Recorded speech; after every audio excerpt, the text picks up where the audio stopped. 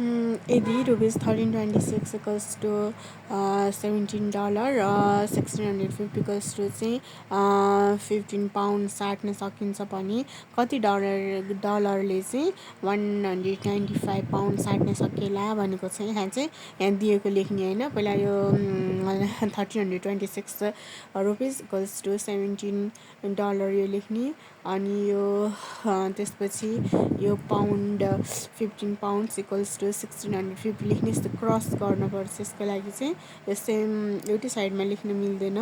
अनि त्यसपछि आएर यो हामीलाई चाहिँ डलर कति डलर सोधेको छ, त्यसको लागि चाहिँ हामीले एक्स डलर मान्यौँ इक्वल्स टु 195 पाउन्ड भने चाहिँ एकोर्डिङ्स टु चेन रुल लगाएर चाहिँ लेख्ने।